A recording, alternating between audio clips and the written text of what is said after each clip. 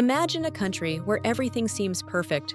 The streets are clean, the youths are beautiful, the clothing is stylish, and romance floats in the air. A country that has become a benchmark for beauty, music, technology, and dramas with tender love stories, in addition to K-pop concerts around the world. That country exists, and it's called South Korea. But what if I told you that all of this is just the surface? That behind the filters, makeup, and dances, there is a dark side. A side they hide with great effort. A side they don't let you see. While you get excited about the happy ending of a drama, thousands of people live in damp, stifling basements in Seoul, in underground homes where even sunlight cannot reach. While your idols smile on stage, young people like them are making very bad decisions, struggling against depression, loneliness, and surviving in a country that demands perfection all the time. Religious cults exploit that crack in South Korean society to seduce and control lost individuals. This is the Korea no one shows, the Korea that dramas hide. And today, we are going to delve into that darker side of South Korea, where reality is too cruel to become entertainment.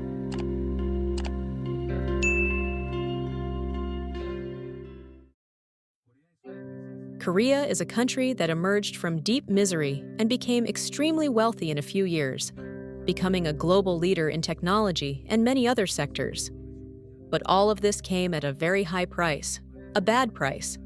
And that part, they won't tell you, but I will. This story begins much earlier. For a long time, South Korea was just a country devastated by conflicts, divided, impoverished, and forgotten by the world. In the 1950s, it was poorer than Haiti. Hunger was common, there was no basic infrastructure, and the future of that nation seemed non-existent. But in the following decades, something impressive happened. With strong support from the United States and a military dictatorship that imposed national discipline, the country experienced very rapid growth. The government bet everything on education, exports, and technology. It invested heavily in large conglomerates, called chaebols, like Samsung, LG, Hyundai, and SK. These companies became true empires. Samsung went from being a small trading company to transforming into a global giant. Hyundai not only manufactured cars, it helped rebuild the nation. LG dominated electronics, and Korea became synonymous with innovation. In a few decades, the country achieved an economic miracle. Skyscrapers emerged, impeccable subway lines, ultra-fast internet. Koreans began studying at the best universities in the world. And from being an agrarian country, they became a digital and cultural powerhouse. But that miracle came at a price no one talks about. To build that accelerated future, an entire generation was sacrificed. Workers who slept in factories, students who silently suffered under immense pressure, women who were dimmed and forgotten, children raised to compete, not to live. Korea won on paper. It won in the economic rankings. But on the streets, in the homes, in Seoul, success left deep scars. This has serious consequences that affect the country even today. And you will understand it soon. Korean development is real, but it cost much more than money. It cost the mental health, freedom, youth, and often even the lives of many people. Now that the country has reached the top, a question begins to emerge. Was it worth it? Scars of Korea, the cult of appearance and perfection. In South Korea, appearance is not just aesthetic. It is social status, it is survival. From a young age, children learn that their appearance will define their future, the job they will get, the respect they will receive, and even the love they can have. In a job interview, having a good resume is not enough. It is common for recruiters to judge your weight, your skin, your face. A single blemish can cost you a position. An imperfect jaw can prevent you from advancing in life. It is no coincidence that the country has become the global center for plastic surgeries. Teenagers receive eyelid surgery as a graduation gift from high school. Girls have their chins filled before reaching adulthood. Men undergo facial harmonization before entering university. It is as if a person's original face is an error that must be corrected to fit into society. But this obsession has deep roots. The generation of these young people's parents was shaped by the fear of hunger, war, and failure. They were educated with the idea that only the best survive, and their children inherited that logic. But now, in a world where the competition is not for rice, but for acceptance, beauty, and perfection. Nowadays, being beautiful, slim, and having perfect Korean features is seen almost as a patriotic duty, as if the body were a nation project. And it is not just the face, it is the body, the posture, the way of speaking. Everything must be perfect, and if you are not, you will be excluded. That obsession with unattainable standards is further fueled by K-dramas, the K-pop industry, and social media. The idols are treated like gods. They are slender, flawless young people with smooth skin and symmetrical faces who never make mistakes. But behind the scenes lies an exhausting routine of extreme diets, secret surgeries, anxiety, and in many cases, much more serious problems. Korea does not tolerate imperfections. It demands you to be the ideal. And when you can't anymore, you simply disappear. It is no coincidence that the country leads the rankings for depression and youth suicide. And that is one of the first scars of the Great Korean Miracle, mental crisis. Behind the shine of smart cities, elite universities, and such famous artists, there is a very silent pain that grows, accumulates, and often only erupts when no one sees it. South Korea is facing today one of the most severe emotional crises in the world.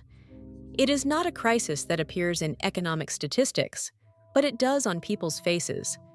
In their daily lives, when they suddenly disappear, it is a pain that hits young people hard, who are pressured from a young age to be perfect. But it also affects the elderly, who often feel abandoned by a society that has no time to take care of them. Among teenagers, the problem is even more delicate. The educational system is extremely competitive. Tests, rankings, sleepless nights studying, late tutoring classes, expectations that are not realistic. Life seems like a never-ending marathon.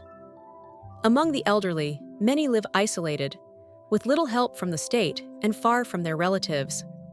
Some spend their days alone in small apartments or even on the street, surviving with occasional jobs.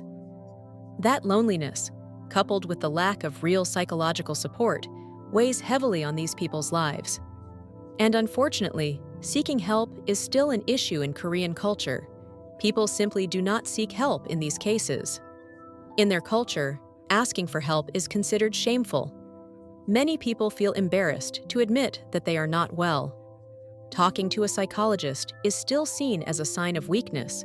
That causes thousands to suffer in silence. Shocking cases have already moved the country.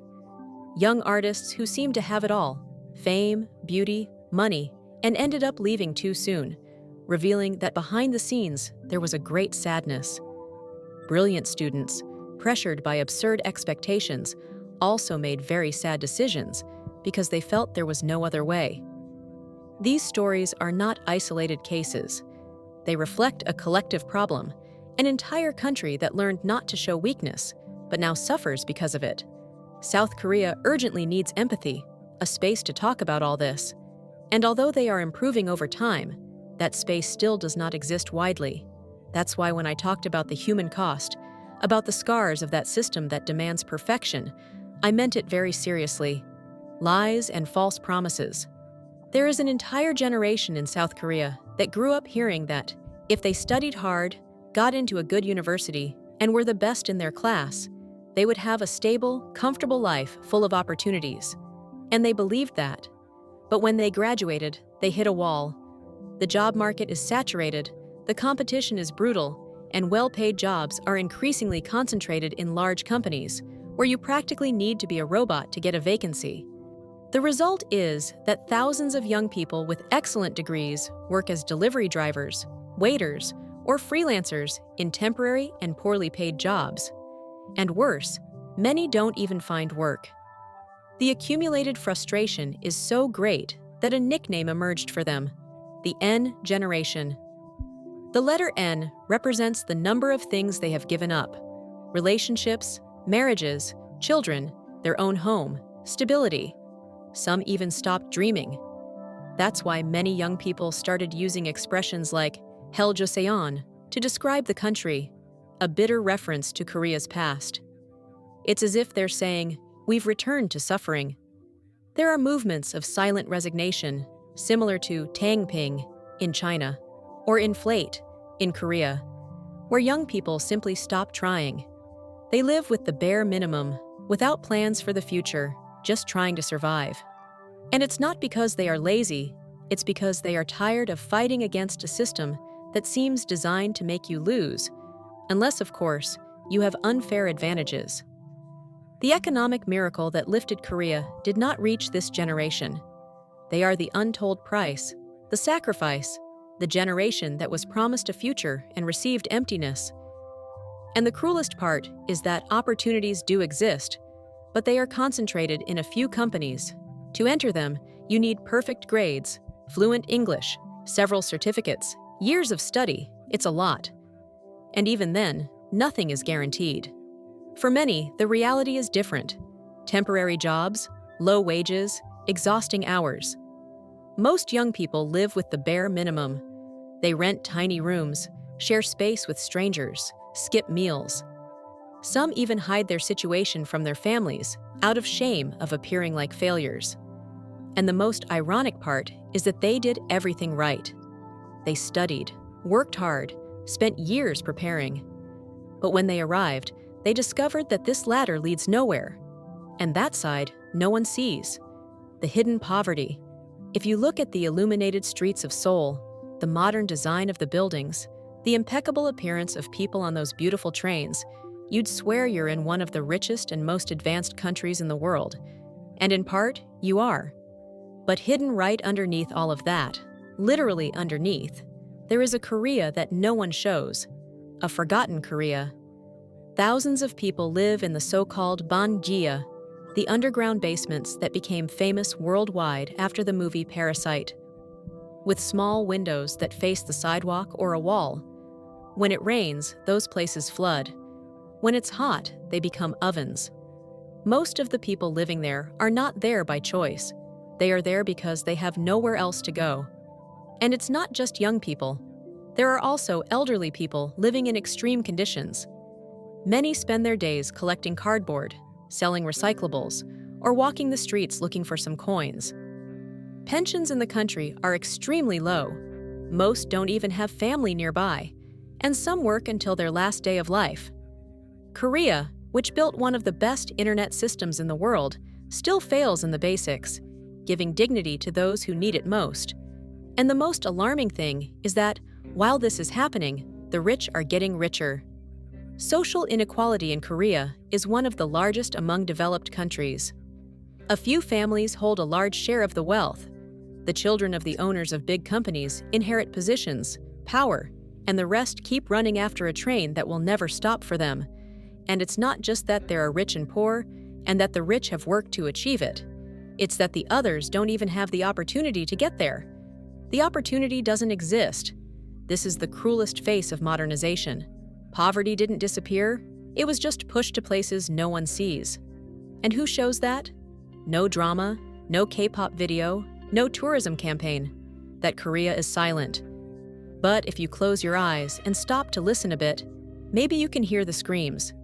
Maybe you can hear the cries for help, working until you can't anymore.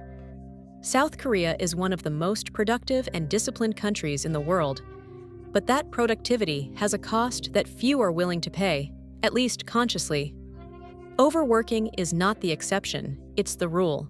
Workdays exceeding 60 or even 80 hours a week are quite common, especially in large companies. And the worst part is that it's not just physical work, it's also mental, emotional, psychological work. It's not enough to fulfill your function. You have to be there, present, even if you have nothing more to do. Leaving before your boss is unacceptable. It's hard to take vacations. If you leave right on time, people look at you badly. The culture is to show that you sacrifice for the company, even if it destroys you little by little. That mentality started during the economic miracle, The generation of parents and grandparents worked like never before to lift the country, and today the young have inherited that same model, but in a much faster, more demanding world, and in some cases even worse. It's common to find people sleeping in 24-hour cafes or taking a nap in public bathrooms, trying to recover a few minutes of rest between shifts. Some have 2, 3 jobs or more. Others study at dawn after working all day, dreaming of improving their lives, and life becomes a cycle, waking up, producing, pretending everything is fine, and repeating. In a country where being productive is synonymous with value, taking time for oneself seems selfish.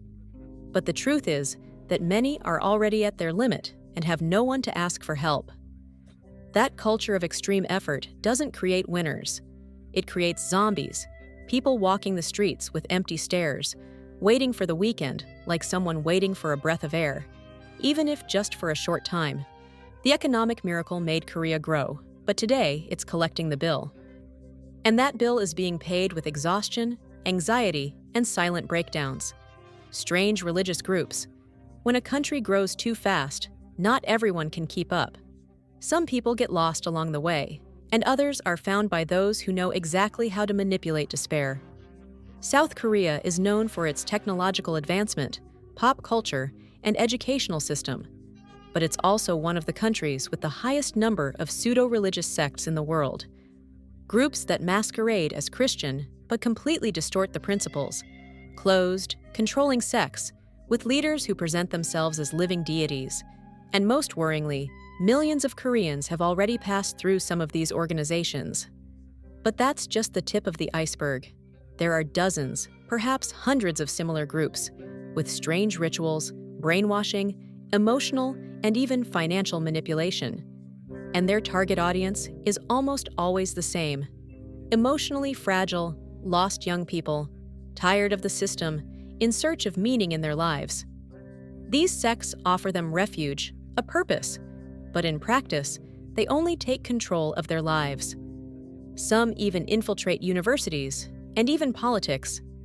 There is covert religious influence in Korean power, entire parties, electoral campaigns, and public decisions shaped by hidden interests. The modern image of Korea hides a rather medieval reality, where there are people who use faith as a tool of control, and thus manage to manipulate the lives of thousands. This topic is very complex and dark. I think it deserves a video of its own. If you want a video about this, about sects in South Korea, or even in other countries like Japan, comment below. I will read your comments. I'm always responding, and who knows, maybe we'll make a video about that too. South Korea is a fascinating country. It is beautiful in pictures, impressive in numbers, and amazing in its culture. But it is also marked by pains that don't fit in dramas. Behind K-pop is loneliness. Behind the tall buildings are dark basements with poor people. This country that moves the world with its music and series also lives with lost youths, forgotten elderly, families drowning in debt, and people who live pretending to be happy because showing weakness is almost a crime. South Korea is not a fairy tale, it is a real place. While the world continues to consume this country as a product, whether in the form of entertainment, fashion, or trends, the lives of millions of Koreans remain invisible. People who will never show up in your feed. People who will not have a happy ending. The aim of this video is not to attack Korea. It is to show that every miracle, every rampant advancement comes at a cost, and that behind any country that grows too fast, there is always someone left behind. If you liked this video, subscribe to the channel, share it with someone who needs to see the reality beyond the fantasy, and stay tuned to the channel, because soon we will be back with more hidden truths about Korea and also about other places. Thank you very much for watching until here. And if you want to find out why China is the country or one of the saddest countries in the world, click on this video that is appearing on your screen, and I'll see you there.